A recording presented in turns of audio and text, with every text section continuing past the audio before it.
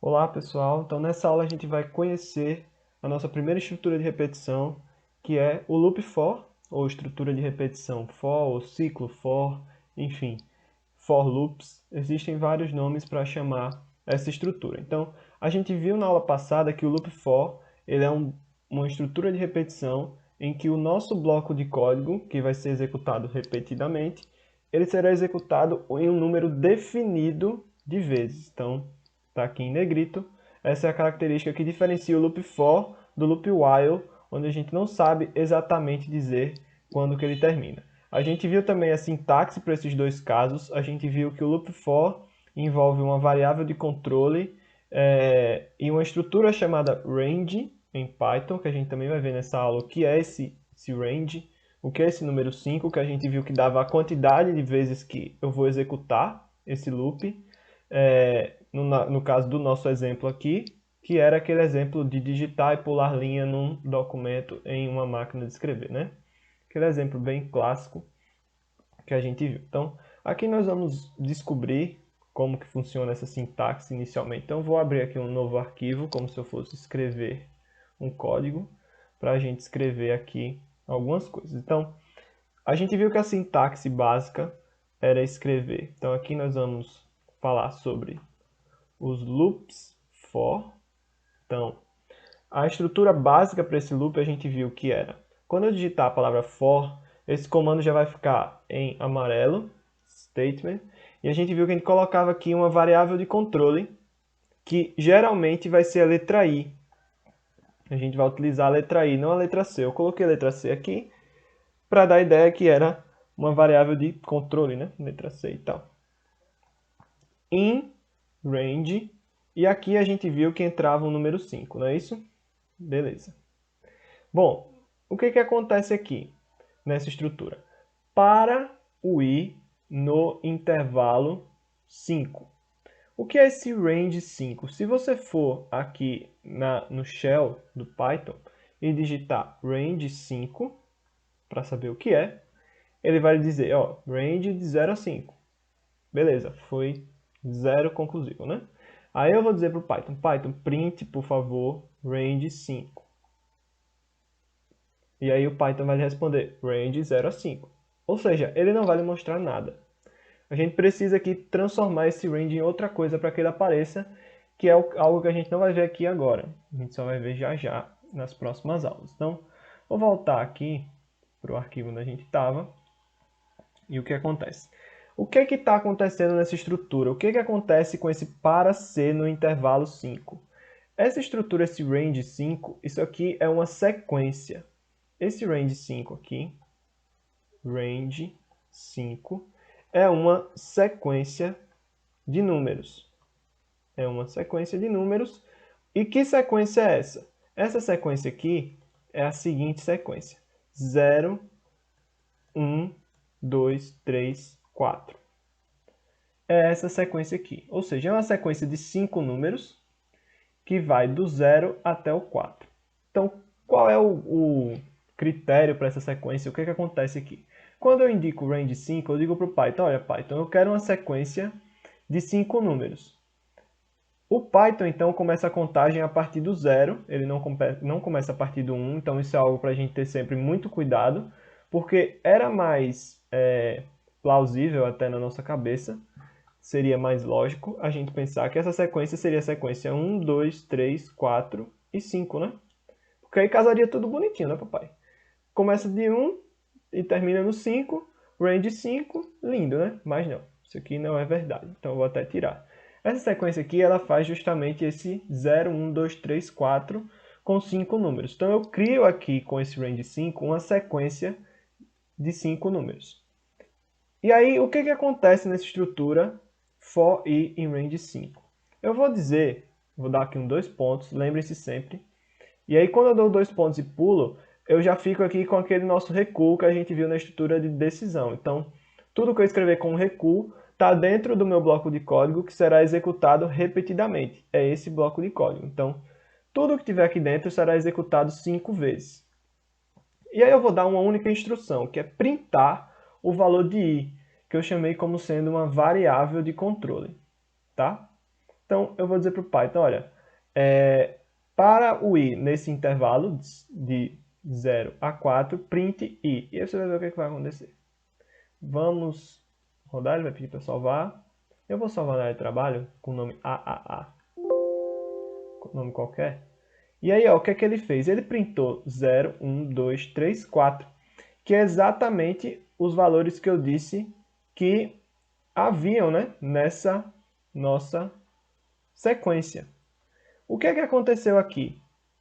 O i, ele se tornou, em cada loop da minha estrutura, ele assumiu um valor dessa sequência. Então, quando eu entro aqui nessa sequência, na primeira iteração que a gente fala, ou seja, na primeira execução desse bloco, ele se tornou o primeiro valor dessa sequência, que é 0.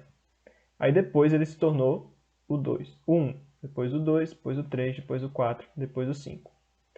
Então é isso que essa variável faz, essa variável de controle. Ela percorre os valores desse intervalo. Por isso se escreve para o i em range 5. Então, o i dentro dessa sequência, né? Então, para o i percorrendo essa sequência, né? Essa frase aqui ela é bem sugestiva quando a gente pensa nisso aí. Então, antes da gente incrementar aqui, começar a colocar comandos aqui dentro, vamos primeiro falar dessa estrutura range, quais as possibilidades. Porque se você digitar aqui range, você vai ver que quando você abre parênteses, o Python sempre dá aquela sugestão do que fazer, né?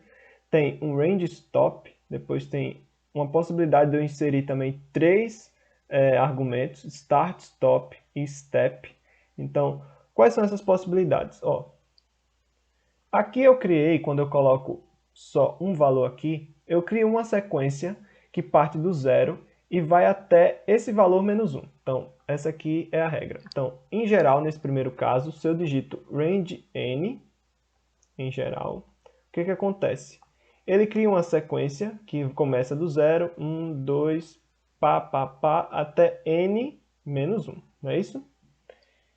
E aí, se eu fizer um for i percorrendo essa sequência, o i vai assumir todos os valores dessa sequência até o final, né? Beleza, então essa aqui é o nosso primeiro caso dessa estrutura. Então vamos para a segunda maneira de escrever ela, que é colocando um start-stop. O que isso significa? Eu coloco um valor para a minha sequência começar e um valor para ela terminar. Então, vamos supor que eu criasse um range, por exemplo. Melhor a gente separar assim. Esse aqui é o exemplo para o range 5. Eu vou criar agora, eu quero forçar a minha sequência até aquela sequência que eu falei no começo, 1, 2, 3, 4, 5. Então eu quero que a minha sequência comece no 1, então eu coloco um começo, e o final dela. Aí o Python sempre entende o final de uma sequência range como sendo o valor que eu coloco para o final menos 1. Então eu teria que colocar a sequência indo de 1 a 6. E se eu fizer isso, o Python vai criar a seguinte sequência. 1, 2, 3, 4, 5. Tranquilo? Então, esse stop aqui nunca vai ser o stop de fato, é sempre a sequência sempre vai parar nesse stop menos 1. Então, em modo geral, quando eu crio esse range e dou dois argumentos, n e m, um vai ser o start, o começo da minha sequência, e o outro é o stop, que no caso vai parar em 1 a menos, né? Então, vai ser n mais 1, n mais 2, isso até ele chegar no valor m menos 1, não é isso? Em modo geral, seria isso aqui, né? Começa no n, aí vai para n mais 1, n mais 2, até chegar ao m menos 1, que é o segundo valor. Então, vamos fazer aqui uma alteração nesse nosso programa. Então, vou colocar aqui a sequência indo de 1 a 6, como eu falei, e vamos ver quais os valores que i assume, né? Pela lógica que a gente fez aqui, ele deve printar 1, 2, 3, 4, 5, né? Porque o i vai assumir cada um desses valores. Então, vamos rodar. E aí, ó, 1, 2, 3, 4, 5. Então, cada iteração, cada execução desse bloco de código, qual é o bloco de código? É simplesmente printar o valor de i. Então, ele printa o i na primeira iteração que a gente fala. Eu estou falando muito a palavra iteração, não confundam. Não é interação, é iteração. Que é a palavra que designa os loops que eu estou dando no meu programa. Então, a primeira execução, ou iteração, ele printou o valor de i que ele assumiu, que é 1. Na segunda, o i assumiu o próximo valor da sequência, que é 2, e aí ele printou o 2. Finalizou essa execução desse bloco de código, o i agora assume o 3. Printou 3, e assim sucessivamente. Beleza. Eu posso também fornecer, como eu vi aqui, um step. Então a gente viu o start, que é o começo, o stop, que é o final, e o step, que é passo, é o passo da minha sequência. Ou seja, o que é o passo de uma sequência? É o tanto de espaçamento que os meus números têm. Por padrão, a função range vem com step 1, né? Você pode ver que o próximo número é sempre o anterior mais 1, né? 0 mais 1, 1, 1 mais 1, 2, 2 mais 1, 3, 3 mais 1, 4, né? Aqui é a mesma coisa, 1 mais 1, 2, tal, tal e tal. Mas eu posso querer criar um range que vá de 1 até, vamos botar de 2 até 12. Se eu só escrever isso, o que é que vai acontecer com essa sequência? Ela vai ser essa aqui, né? 2, 3, 4, 5, 6, 7, 8, 9, 10, 11 e acabou, né? Beleza. Aí agora eu vou querer que só os números pares apareçam nessa sequência. Então eu vou dizer que ela começa no 2, termina no 12, mas tem passo 2. O que é que vai acontecer? O que é que essa sequência vai ser? Vai ser o 2, 4, porque é 2 mais 2, 6, porque é 4 mais 2, 8, e o 10, né? O 12 não aparece, porque o stop não aparece na minha sequência. Vamos testar se isso é verdade? 2, 12, 2. Então, start, stop e step. Se eu rodar novamente, ó, 2, 4, 6, 8, 10. Então, o i na primeira iteração assumiu o valor 2, que é o primeiro, printei o 2.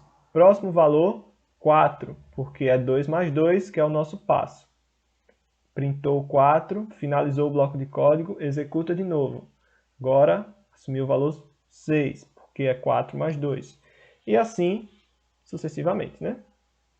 Então, 3 formas de escrever a nossa estrutura range. Essa primeira aqui, vou melhorar aqui. Essa primeira aqui, eu só estou incluindo um range stop, né? O 5 é só o meu critério de parada.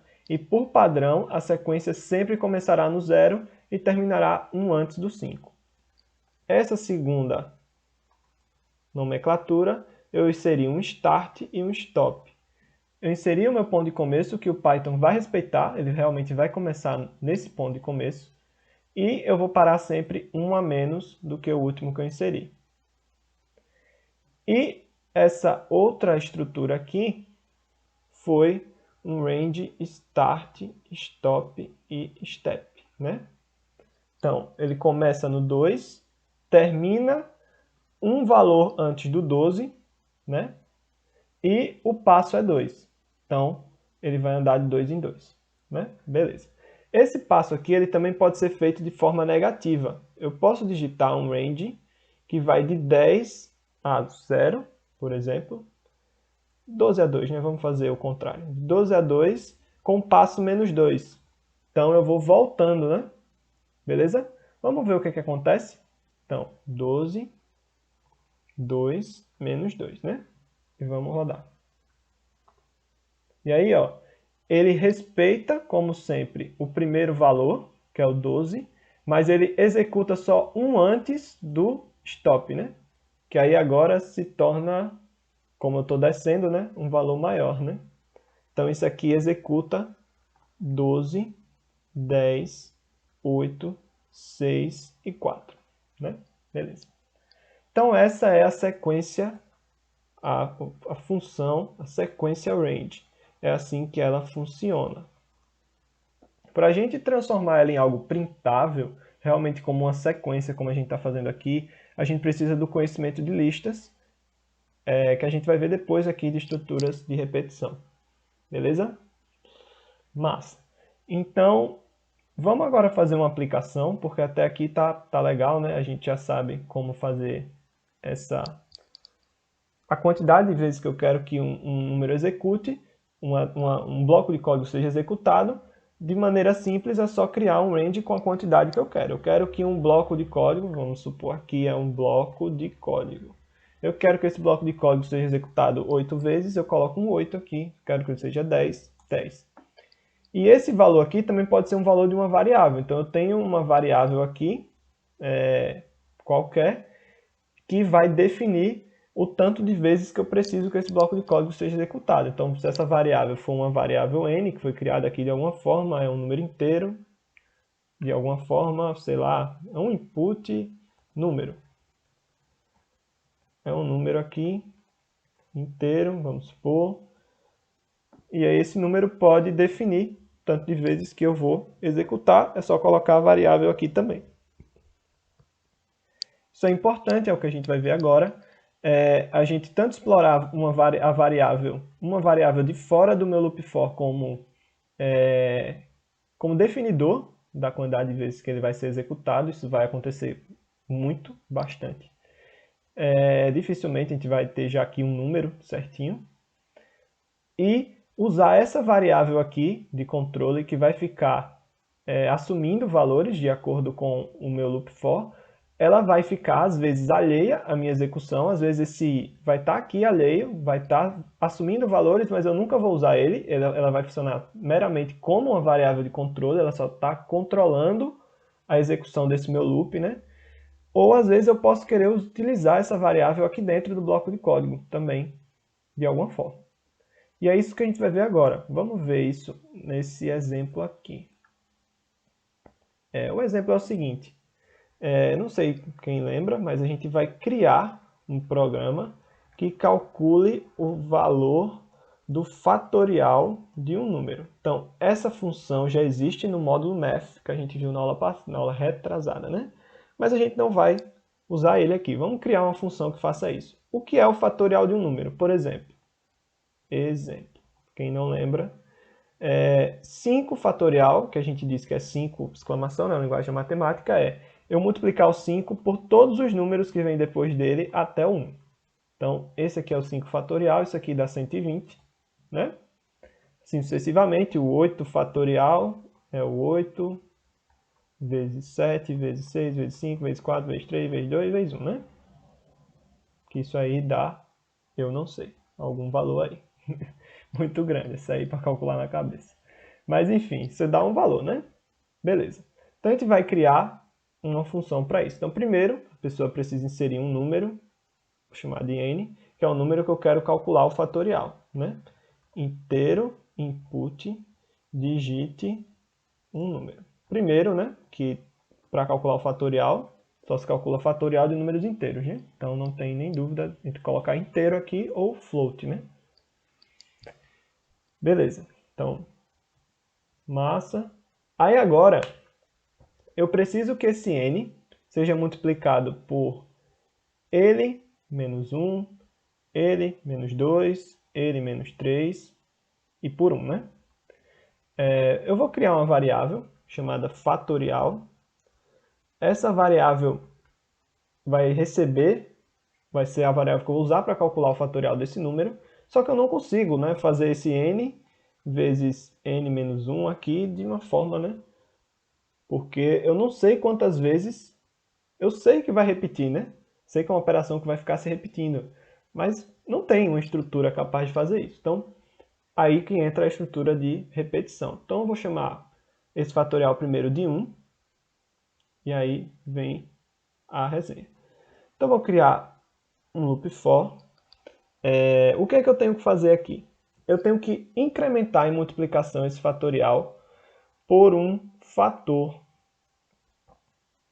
que vai ser sempre esse 1 mais 1, né? O que é que eu vou fazer? Eu vou multiplicar esse 1 por 2, por 3, por 4, por 5, até chegar no n, não é isso? Então eu preciso de uma variável que assuma o valor de 2, depois assumo o valor de 3, depois assumo o valor de 4, depois assumo o valor de 5, porque aí o que é que eu faço? Primeiro eu faço 1 vezes 2 e armazeno esse valor aqui nessa variável. Aí depois eu preciso de outra variável, que é o 3, que multiplica esse valor, e aí depois seja armazenado aqui. Então, já dá para ver, espero, que eu preciso de uma variável que saia assumindo vários valores, do 2 até o n. Do 2 até o n, né?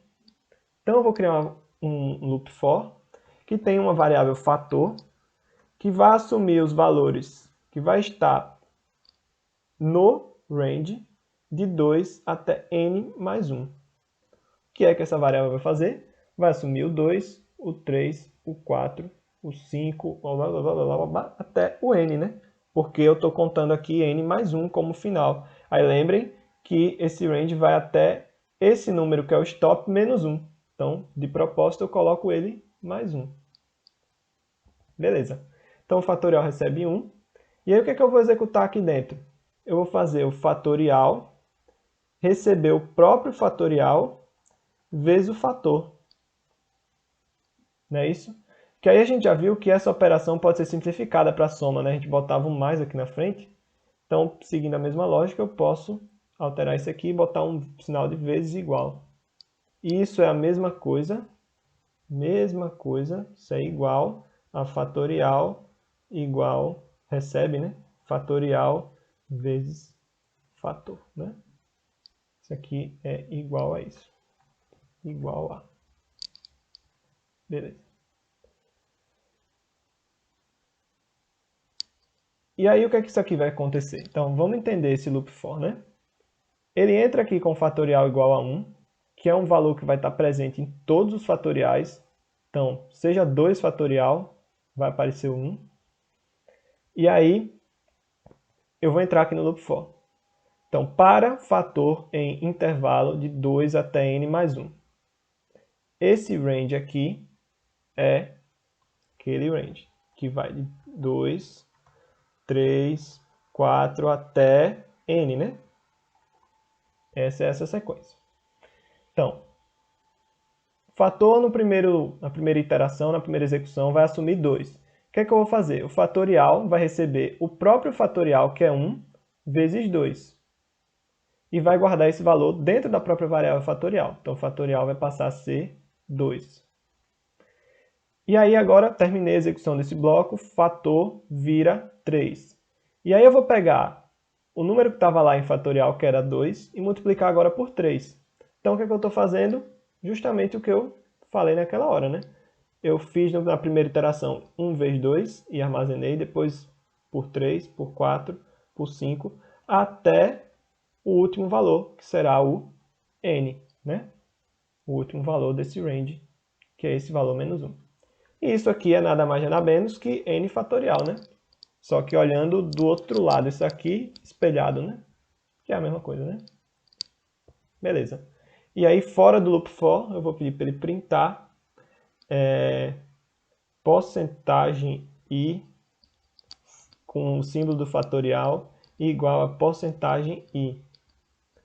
Quem entra ali primeiro é o n, né? Que vai substituir o valor que eu quero calcular, eu vou botar ele aqui. E o outro valor é o resultado, já utilizando aquela nossa formatação, né? Opção print. Então, vamos rodar aqui, tem que salvar. Essa é a nossa aplicação 11 fatorial. Beleza. E aí, ó, ele vai pedir um número. Eu disse aqui que 5 fatorial era 120, então eu digitar 5. 5 fatorial igual a 120. É isso? Se eu rodar e digitar agora o 8 para a gente descobrir quanto é, 40.320. 40.320, né? Beleza. Para a gente descobrir quanto é. Bom, entendido aqui o funcionamento, espero que esteja sido entendido. Se a gente tiver com dúvida do que é que esse fatorial está assumindo, eu posso printar aqui, pedir para ele printar. Em cada loop ele vai printar o valor de fatorial para eu utilizar como controle do que está entendendo. Então, está acontecendo. Se eu pedir aqui o 5 fatorial, você vai ver, ó. Primeiro o fatorial assumiu o valor 2, que é nada mais do que 1 vezes o valor de fator, que é 2, né? Que aí essa operação está fazendo aquilo, né? Fatorial vezes fator, né? Então, fatorial era 1 vezes 2, que é o valor que o fator assumiu aqui, 2. Próximo ciclo, ele printou 2, né? Próximo ciclo, fatorial era 2 vezes 3, que é o valor de fator agora, 6. Printei 6. Próximo ciclo, aqui é 6, fator assumiu 4. 4 vezes 6, 24, que é o valor que eu printei. Agora aqui é 24, fator passou a ser 5, 5 vezes 24, 120, printou fatorial, e aí ele parou a execução porque o range foi até 6, né? 5 mais 1, 6, e aí o range 2 até 6 vai até 5, né? Porque tem aquele critério de parada que é um número antes. Massa. Vamos agora só fazer mais uma aplicação, e aí a gente finaliza. Mais outra aplicação simples, só para a gente ir pegando. Faça um programa que mostre os n termos da série a seguir. Então, a série é a seguinte. 1 sobre 1, mais 2 sobre 3, mais 3 sobre 5, mais 4 sobre 7, mais 5 sobre 9, até n sobre n. Então, eu insiro um valor, né, que é o número de termos, e ele calcula essa soma. Bom, primeira coisa é identificar qual é a lógica disso aqui, né?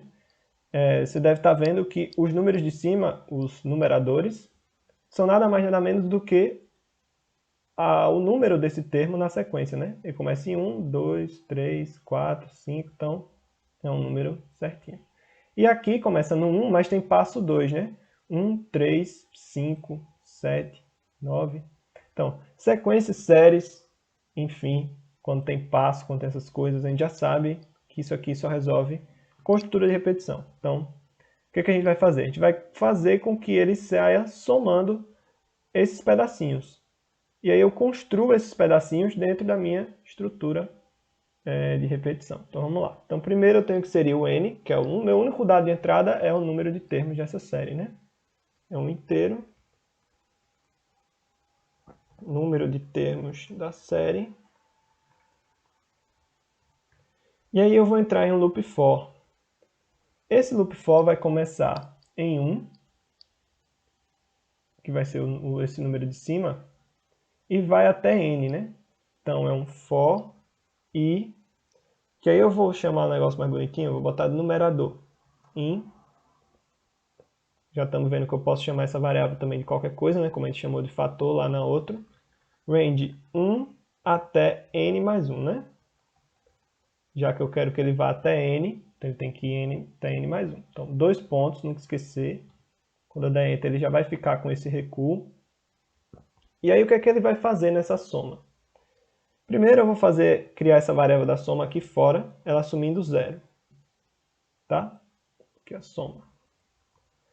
E aí, o que é que vai ser essa soma? Eu vou pegar, soma vai ser sempre o valor da variável soma incrementado de 1, que é o numerador, sobre esse 1, né? Então, n, numerador, sobre um denominador, que eu vou chamar de outra variável denominador. Qual a diferença de denominador para numerador?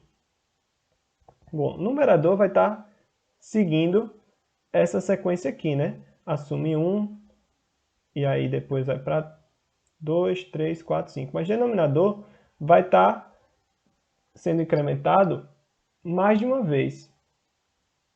Não é isso? Então, o que é que acontece com esse denominador? Eu vou fazer aqui fora assumir o valor 1, que é o primeiro valor dele, né? E aí, sempre que eu executar um loop, eu incremento esse denominador, depois que eu já somar ele aqui, né, óbvio, incremento ele em 2. Não é isso? Então, ó, eu vou armazenar na variável soma a soma, a própria variável soma. Então, isso aqui eu também já posso excluir essa parte, né, e escrever ela daquela forma. Eu vou incrementar a variável soma, o numerador, dividido pelo denominador. Inicialmente, os dois vão ser 1, né? O numerador vai assumir aqui e o denominador, porque eu botei aqui fora. Só que aí, o denominador vai receber 2, vai virar 3. E o numerador vai virar 2 pelo loop for. 2 sobre 3, e ele vai incrementar. Na próxima vez, o denominador vai assumir 5, porque eu incrementei 2, e o numerador vai assumir 3 pelo loop for, e aí vai até o final, né? Até quantos números eu quiser. E aí no final, coloco ele para printar, o valor da soma é... Aí aqui, eu não vou botar uma porcentagem i, né? Porque essa soma ela é de números quebradinhos, né? Então provavelmente isso aqui vai dar um float, né? Se eu botar a porcentagem i, ele vai não arredondar, ele vai pegar só a parte inteira do float. Vamos botar aqui que é uma porcentagem f com 2 casas decimais. Soma. Beleza, vamos rodar. Eu já salvei aqui aquele nome. Aplicação 12 soma de série. Ele vai pedir o número de termos. Vamos botar com 4. Então deu 2,84. Vamos checar se esse valor está certo. O que é que ele fez? O que é que ele deve ter feito? Somado 1 sobre 1, 2 sobre 3, 3 sobre 5, 4 sobre 7. Né? Se ele não fez isso, deu tudo errado. Então, e aí dá 2,838. E aqui, é claro, ele arredondou, né? O 3 para 4, porque aqui é 8, está mais perto do 4. E aí deu 2,84. Né? Se eu tivesse não colocado as casas decimais, provavelmente teria dado aqui esse número quase certinho, né? Com mais casas aqui. Beleza. Então é isso. Na próxima aula a gente vai continuar trabalhando mais algumas coisas com loop for para solidificar mais esse conceito dessa estrutura, beleza? Então até lá.